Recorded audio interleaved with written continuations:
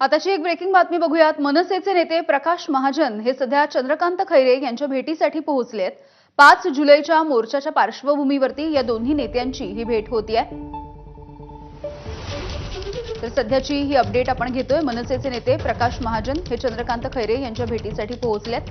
5 जुलैला मुंबईमध्ये एक भव्य असा मोर्चा निघणार आहे, ज्यामध्ये उद्धव ठाकरे यांची शिवसेना आणि मनसे दोघेही सहभागी होणार आहेत।